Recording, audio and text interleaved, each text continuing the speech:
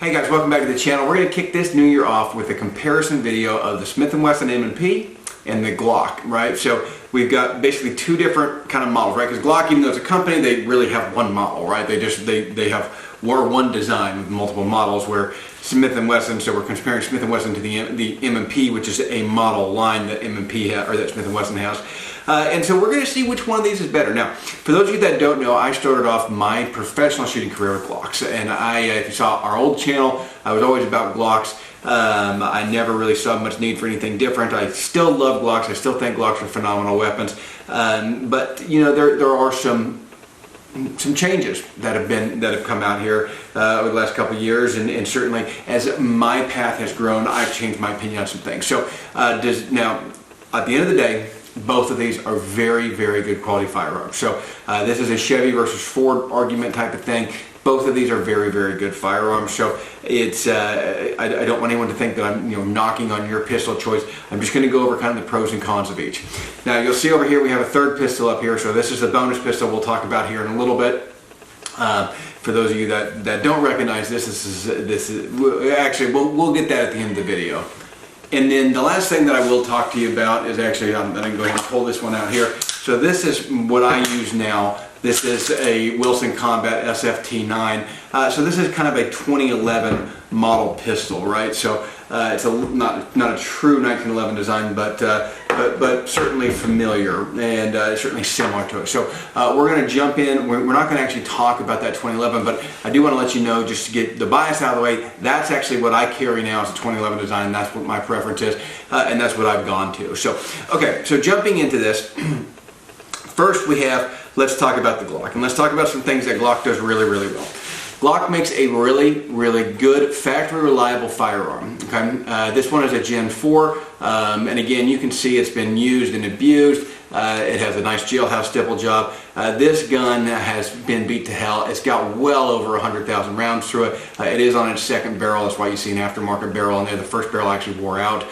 So this gun has been shot a lot. This was my carry gun for years. This is a Glock 17 Gen 4. Great firearm, but it is a little bit outdated. So let's talk about what Glock doesn't do very well. And there's been some changes in the Gen 5, so we'll go ahead and talk about those changes. So we're really comparing Gen 5 to the 2.0, but the guns that I have are Gen 4 and an actually original M&P.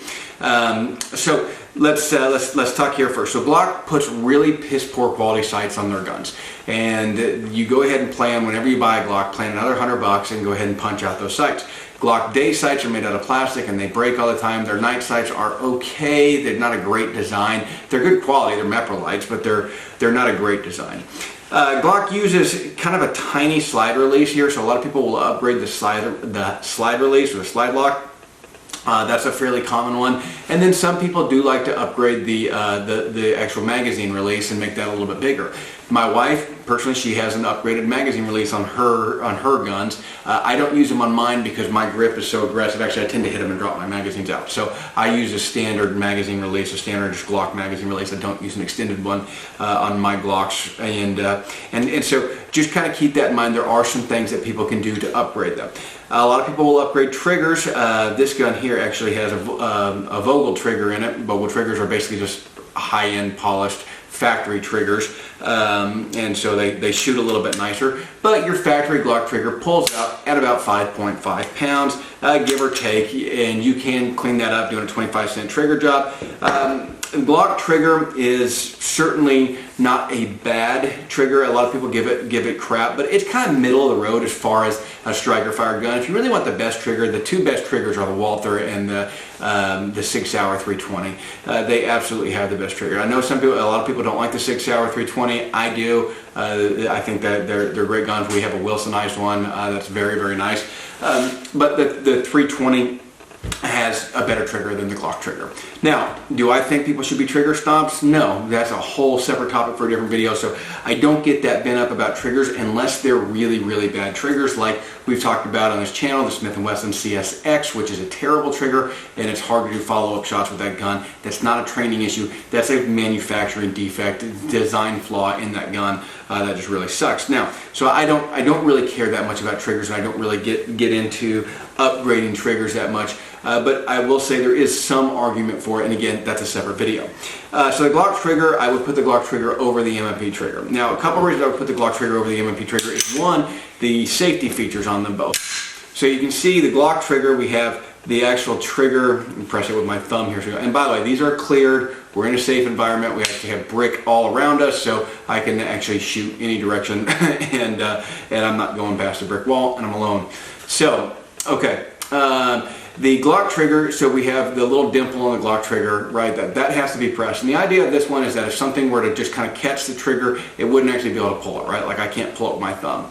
The M&P trigger is a little bit different because you can see the M&P trigger, actually the safety breaks in the middle. And so if you pull the trigger at the top, it doesn't go. You actually have to pull it kind of right at the bottom or in the bottom half of that trigger. And so you actually have to be kind of at the bottom when you pull that trigger. So if you get a bad grip on there or don't get your trigger right, like that, it'll have trouble to pull it. So I have to kind of pull pretty hard and then get past that. So that is one problem I don't like about the M&P trigger. The other thing about the M&P trigger is it's just a real gritty trigger before it hits that break. And again, I'm not a trigger snob, so it's not something that I particularly care about that much. What I actually have a problem with is the safety feature on it, because I have grabbed this gun periodically, went to pull, and I was like, oh shit, I grabbed the trigger too high.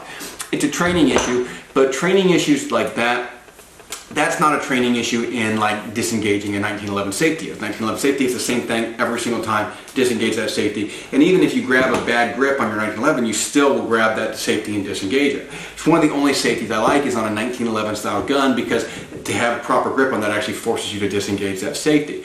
This is a little bit different because this actually doesn't necessarily force you to have a proper grip, because I can be real high up on that trigger and my grip is still proper. Everything is still good, but I can't pull that trigger right there. And I can do it on the Glock, and so that's a problem with it. And so it is one reason that I would probably consider swapping out the trigger if there's an aftermarket one with the safety features on it. Or without the safety feature on it, or maybe a different safety feature one that works a little bit better. This, I don't believe, was something that they upgraded in the 2.0 version. They did upgrade the trigger in that it's a nicer trigger pull, but they didn't change really in any remarkable way that safety feature. So you're still dealing with that. Now, Smith & Wesson since the beginning has offered ambidextrous slide release with the reversible magazine release. Glock started offering the reversible magazine release, I believe, in Gen 3, and then they started adding the ambidextrous slide release in Gen 5. So you can see this one doesn't have it, but the Gen 5 version does. So that's kind of a moot point if you're buying a modern gun.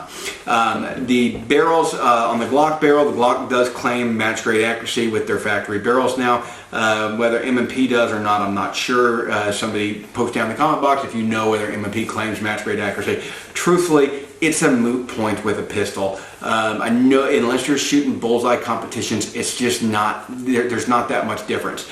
I've done accuracy tests with all of these guns and real accuracy tests, and yeah, I shoot the 1911 a little bit better than the others.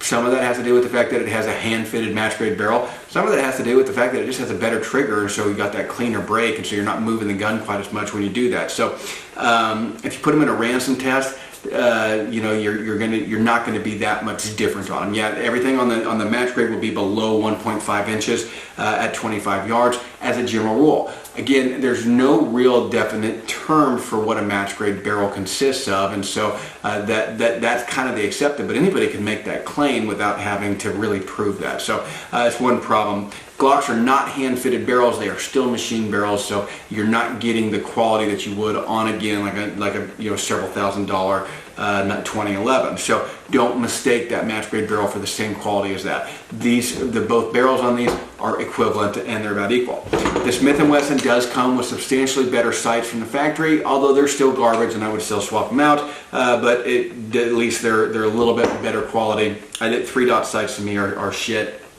And so that's one of my big problems with it. One thing I like about Smith & Wesson is they do include this takedown tool. It's a little bit of a pain to get out, but they do include this takedown tool down here in the handle. You see where I just twisted that. You pull that out and you've got a little takedown tool so that you can actually pop the pins out. So Smith & Wesson here, without any tools, you can completely disassemble this gun. It's kind of a neat feature. Glock has not added that feature yet. They still like the idea of being able to rip magazines out that way. I haven't found that to be near as useful as this feature here, being able to take down the gun. So my preference would be to actually have that. So I'll give that point to the Smith & Wesson. As far as the grip goes, Glock factory grips I think are crap. You have to do jailhouse stipple jobs or send it off to have the stipple done on a Glock to get a good quality factory grip. They're just boxy and rectangular, and they don't feel that good. I can still shoot it, guys, and you can too, so don't get so bent out of shape over it. But it certainly is a downside to the Glock. The Smith & Wesson does feel a lot better from the factory. They do a better job with the with undercutting the trigger guard there. Still not great, still not as good as some other firearms, so it doesn't allow you to get quite as high up on the gun as I would like, but it certainly does give you, Glock does give you a little bit more meat there to actually cut up on it. So after you do the work, the Glock grip is more comfortable, I will say that. So they both have interchangeable back straps. I could care less about interchangeable back straps. I throw all that crap out when I get my guns. It goes in the case and goes with the stupid little lock that they give you and everything, and it goes right in the trash. The only guns I save that crap on is guns that I think I might sell later. Or that I shouldn't say that I might sell later, but something that has the possibility to be sold, like an investment gun or something along those lines. That'd be the only guns that I would keep that on. I buy all my guns with the intention of using them and shooting them. I'm not a collector, anyways, okay, so interchangeable back straps, it's 6 to 1, half a dozen to the other. Pick which one you like, but again, it's not something that I particularly care about, and not something that I'm gonna focus on. That being said, they both have rail systems. Glock, this is the older Glock rail system. Now, I think Glock started doing more of a pick and tenny style rail system. Guys, all that really changes is the spacing in between the threads on it. So it's not really that much difference in there. There's not one that's better than the other. Some people like one better than the other, but it just is not worth anything to me. Couple things. Glock there's some advantages to Glock and some disadvantages on the magazine side of things. The Smith & Wesson magazines are certainly better. Steel magazines work better. I don't care what you say. Steel magazines drop freer. They don't bind up near as much, and they just have a better functional ability to actually remove the magazine. Do they cycle any better while they're in the gun? No, but they just seem to release and drop better. That being said, that we're talking about pistols, not like ARs. I use all Magpul and similar type plastic magazines for ARs, but we're talking about pistols, right, where it's actually surrounded. So now you've got plastic on plastic when you put this magazine in there, and sometimes they just don't drop free quite as smoothly, and you can even hear it in there as it goes in. It certainly binds up a little bit more and grinds a little bit more.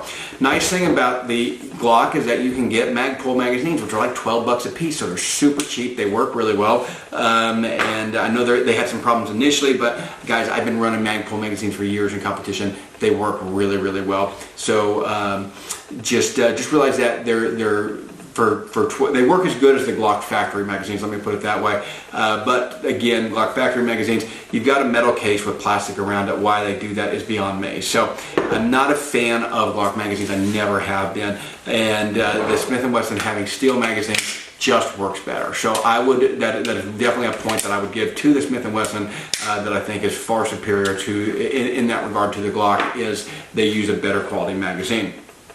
As far as the slide release, both of them suck to hit, so both of them, you have aftermarket options out there. Look at the aftermarket options out there, but both slide releases on these guns are small, little slide releases. I would say the Smith & Wesson is probably just a little bit better than the Glock, but they're not really that much different. So keep that in mind. Again, there's aftermarket stuff out there for them, so it's not a huge deal. Swap it out if you don't like it. Same thing with your sights. As far as the reliability factor, Glock has this long-term reputation for reliability. Smith & Wesson is certainly competing with that. They both have about the same failure points on break-ins. One thing I'll say, the Smith & Wesson does flex a little bit more when you put the magazine in. So sometimes loading a full magazine in, when you load it in, it'll actually send that slide home prematurely. Usually it cycles around, but I don't like doing that. I want to be the one in control of that, because I want to make sure that magazine is fully seated before I press that slide release. The Glock, it doesn't happen in the Glock. It can. It's not near as big a problem. So and in the 2.0 they fix that, because now they have a little spring dimple there that actually holds the slide release up on the Smith & Wesson. So the 2.0 is better than the Glock. The original M&P and the Glock, the M&P or the Glock is better. So it kind of depends on which model you get. but I want control of that, so I like that Smith & Wesson has changed that on the newer models, because I want to make sure that I'm the one that's controlling that magazine release, or that slide stop release getting set forward. As far as takedown on them, they're both fairly simple on the takedown side of things. They both have fairly similar model designs that are out there, whether you're getting a compact, subcompact, full size. These are both full size ones. And I'm actually not a fan of full size. I like compact versions better. You guys can see my other guns are almost all compact versions. I like compact guns better. I think they're Glock 19 being a compact gun, I think, is a better sized gun. I think that you're faster on target with shorter sight radius. I think that pistols are not designed for long distance anyway, so I don't care about the length of the sight radius being longer. They're lighter to carry. You get the same magazine capacity because you can always extend the magazine out.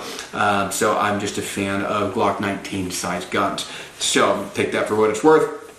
As far as the internal components, quality seems to be about the same.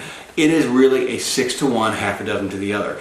Now, I started out with Glock, so I'm very heavily vested into Glock. I have a lot of Glock components, a lot of spare parts for Glocks. I have magazine holsters, I have tons and tons of holsters for different light setups and whatever. And so if I was starting out today, would I pick the Glock again or the Smith & Wesson? Again, it's probably a little bit 6-to-1, half a dozen to the other. I would pick the one that when I hold it, it feels nice in my hand. And when I extend, my targets and my sights line up with my natural curvature of my arm. Here's the problem that I have with Glock. Glock does not fit me well. I always end up looking over the top of the slide, and so it's a training issue. I have to train with Glocks, so when I practice with them, they don't point intuitively for me. And so I have to work on them a little bit more, whereas something that has a more 1911 style grip, my grip is actually dead on, and so I'm actually faster with my Wilson SFT with that 1911 than I am with my Glock with a red dot on it, simply because that Wilson SFT points so much quicker for me on those first shots. I get it up and I'm immediately on target, whereas the Glock, sometimes I end up where's my damn dot type of thing, because it doesn't point intuitively for the angle that my grip wants to naturally sit at. That is something that I would certainly consider when purchasing one of these guns. I would figure out which one seems to point better for you. As far as reliability, you're about equal. Some features are better on the M&P, some features are better on the Glock. But again, there's no real difference in reliability, no real difference in capabilities, because you're getting the same round count, you're getting similar sized guns, you're getting pick and tinny rail systems, you got mag interchangeability between different models. So from that standpoint, pick the one that feels the best to you.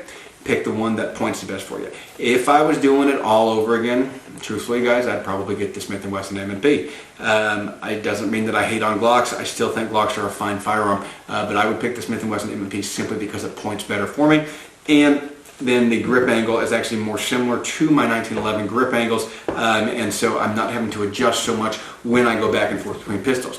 One of my small carry guns is a Shadow System CR920, and it uses a Glock design, right? So it's got a little bit more aggressive grip angle, and I have to, whenever I swap and I go from this one as my carry gun to that one, well then I'm stuck and I have to do a bunch of dry fire the night before to get my grip angle back to where it's where I need it to be, so to where it makes sense for my hand.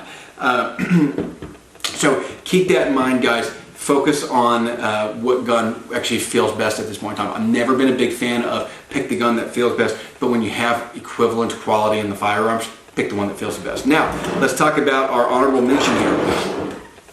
The Glock design is so foundational to the firearm community. We have a lot of people coming in here making things like PSA daggers. We have the Shadow Systems, we have the ZEVs, right? Those are the big three that are out there now. PSA is at the bottom, then you got Glock as far as quality, then Shadow Systems, then ZEV, right? And so you have to look at it. I'm a huge fan of Shadow Systems. Shadow Systems has taken a lot of the problems with Glocks, minus I should say two problems that they didn't fix. They didn't put an ambidextrous slide release, which isn't a huge deal if you're right-handed, but if you're left-handed, it gets old. I mean, I know left-handed people, we kind of get used to doing it. I don't shoot left-handed though, so but we kind of get used to either do it with my finger or rack the slide, whatever. We get used to it, but it's nice to have that ambidextrous capability. And so I wish Shadow Systems would fix that. The other thing that I wish Shadow Systems would do is I wish they would make new magazines for the Glocks. I wish they would. They sell all theirs with Magpul magazines. I wish they would sell it with their own proprietary steel magazines and swap this crap out, because I just don't. You can even keep them the same size, so that way the holsters and everything work.